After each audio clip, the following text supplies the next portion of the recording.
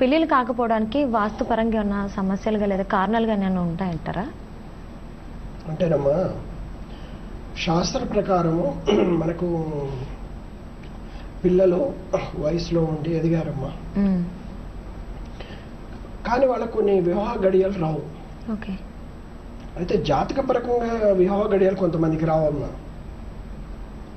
కొంతమందికి వివాహ గడియలు వచ్చినా కూడా వాస్తు దోషం ఉన్నప్పుడు మ్యారేజెస్ కావు. అయితే మనము చూస్తూ ఉంటాము చాలా మందికి వాళ్ళకు ఒక 27, 30, 36 సంవత్సరాల వయసు వచ్చేసినప్పుడు మ్యారేజెస్ కావు అనమాట. కారణం మనం చూస్తే ఎవరికైతే దక్షిణ ఆగ్నేయంలో డోరు లేకపోవడము, దానివల్ల కూడా మనకు వివాహం కావు. అదే దక్షిణం రోడ్డు ఉండి ఉత్తరం రోడ్డు ఉన్నప్పుడు చాలా మంది ఏం చేస్తారంటే దక్షిణంలో అసలు గేటు కానీ ఏర్పాటు చేసుకోరు, ఉత్తర ఈశాన్యంలోనే గేటు ఏర్పాటు చేసుకుంటారు. కానీ దాని ఎదురుగా దక్షిణాగ్నంలో గేటు ఉంటేనే శుభకార్యాలు జరుగుతాయమ్మా, వీళ్ళు వాస్తుగిల్లు కట్టుకున్నా కూడా. అందుకని దక్షిణాగ్నేయంలో ఎవరికైతే కిచెన్కి దక్షిణాగ్నేయంలో డోరు లేకపోతే వివాహ గడియలు ఆగిపోయే అవకాశం ఉంటుంది. అలా కాకుండా ఇంకా మన వాస్తుపరంగా మనం లోతుగా మనం ఆలోచన చేస్తే వాయువ దోషాలు ఉన్నప్పుడు, వాయువ కప్పు ఉన్నప్పుడు, అంటే వాయువ కప్పులు అంటే చాలా మంది బాత్రూమ్తో కప్పు ఉంటుంటేనే కాదమ్మా, మనకు నార్త్ కార్నర్, వెస్ట్ కార్నర్ అని వాయువ మూల అంటాము. వాయువ మూలలో ప్రధానంగా బాత్రూమ్ కట్టుకున్నాం అనుకోండి, వివాహ గడియలు రావు, వచ్చిన సరైన సంబంధాలు రావు.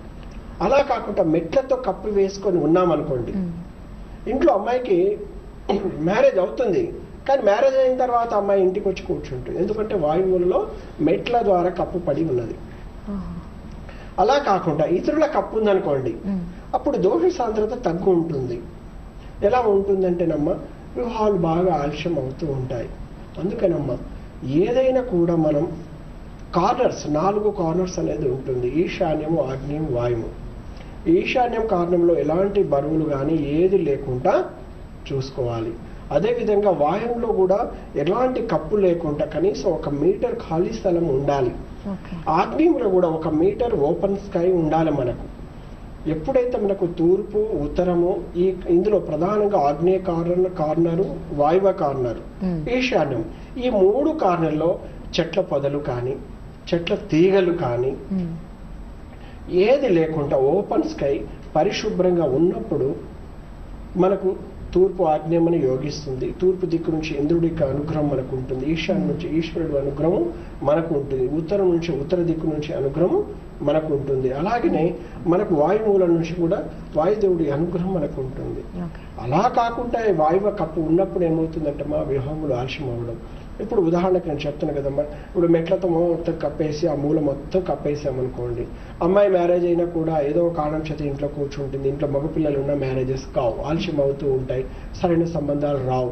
ఏదైనా చేద్దామంటే ముందు ఇంట్లో అమ్మాయి ఉంది కదా అంటే చూడమ్మా, ఇక్కడ ఇవన్నీ వాస్తు దోషాలే కదా.